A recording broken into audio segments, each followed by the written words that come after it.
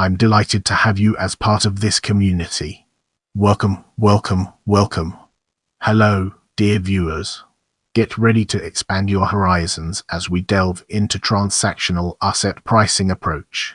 In the valuation theory department of economics, the transactional asset pricing approach (TAPA) is a general reconstruction of asset pricing theory developed in us by a collaboration of Russian and Israeli economists Vladimir B. Mikulets and Andrei I. Artemenkov.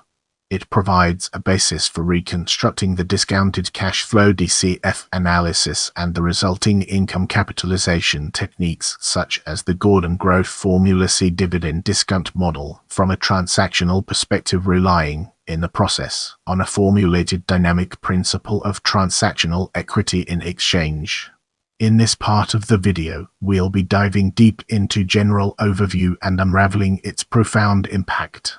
TAPA approach originates with the framing of the dynamic intertemporal principle of transactional equity in exchange for buyers and sellers in an asset transaction, the essence of which is that by the end of the analysis projection period neither party should be a losing side to the transaction, meaning that the capital of the buyer and the seller bound up in the transaction should be mutually equal at the end of period. And in TAPA, this dynamic valuation predicate forms an underlying new basis for justifying DCF analyses distinct, on the one hand, from the specific individual investor DCF premise developed by the American economist Irving Fisher in his Theory of Interest 1930 book, and the perfect competitive market approach to justifying DCF, developed by Merton Miller and Franco Modigliani in their seminal Dividend Policy and Growth paper, on the other hand. Since the transactional approach to asset valuation, whose genesis can be traced back to Book V of Nicomachean Ethics, implies a distinct accounting for economic interests of both parties to a transaction with an economic asset, the buyer and the seller, it proceeds from developing a dual rate asset pricing model, which is complemented by a deductive style multi-period discount rate derivation theory, originating as a generalization of the single-period discount rate framework of Burr-Williams, where the single-period discount rate, R, is conceptualized as being constituted of the current income R component and the capital value appreciation V component for a single asset or a portfolio aggregate, RRV. The multi-period discount rate evaluation theory within TAPA, on the other hand, is a portfolio-level theory, in that it applies to an investment aggregate. A general formula for evaluating discount rates of return at a portfolio level in TAPA looks as follows. A text per formula for evaluating discount rates for period I in multi-period time variant discount rate setting I fracra prod j equal E uj prodigy of vi, where a fraquadsum isern no I squadsum isern PVS is a portfolio-level current return component yield for period 1 of the selected projection period. It is assumed the portfolio is made up of as assets, each yielding net operating income NOIS by the end of analysis period 1 over the asset S capital value PVS as at the beginning of period U is the expected rate of change in the aggregate net operating incomes NOIS of the assets making up the portfolio during the period J subsequent to period 1. In a similar vein, Y is the expected capital value appreciation rate growth rate at the market portfolio level during periods I, J, respectively. Unlike the capital asset pricing model CAP, which is built in the two coordinates plane standard deviation risk expected mean return relevant for pricing liquid securities traded on deep financial markets, the TAPA discount rate model is built in the income growth capital value growth coordinates plane. Thus it is relevant for pricing all types of income-producing assets, such as property, not just the liquid securities. Unlike single-period CAPM, TAPA is an explicit multi-period framework for forecasting market or specific portfolio rates of return. The TAPA theory lists conditions under which the developed dual-rate general asset pricing model reduces to the conventional single-rate discounted cash flow DCF analyses framework.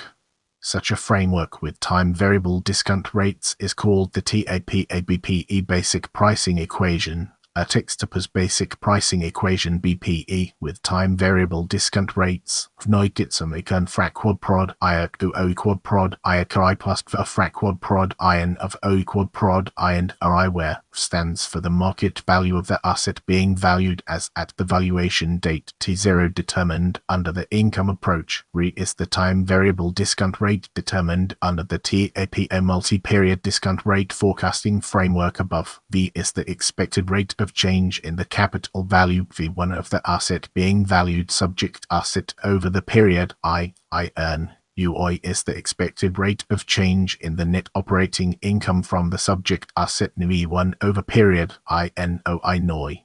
The first term in the TAPA-BPE formula above stands for the discounted present value of subject assets benefits represented by the NOI series, while the second term represents the residual reversionary value of the subject asset at the end of the projection holding period N, proportioned via the imputation of VOI terms to the asset's present value sought at the beginning of the projection period.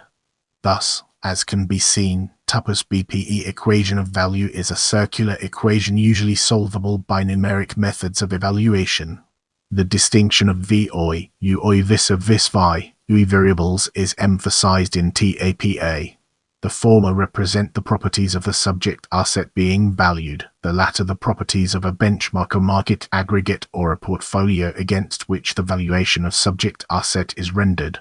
The discount rate RE being based on VI and UI variables specific to the benchmark portfolio, therefore represents the dynamic expected performance properties of the benchmark, not any of the properties of the subject asset being valued.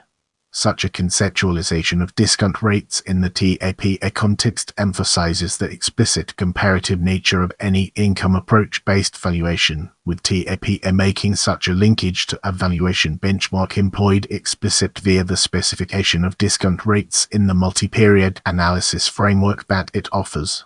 The TAPA theory provides original derivations and conditions under which such BPE can be further reduced to most of the known income capitalization formats within the valuation theory, such as the direct income capitalization format DIC, the Gordon growth model, the inward and Hoskell's capitalization formats. One novel income capitalization format obtainable from the TAPA BPE is known as the quick capitalization model.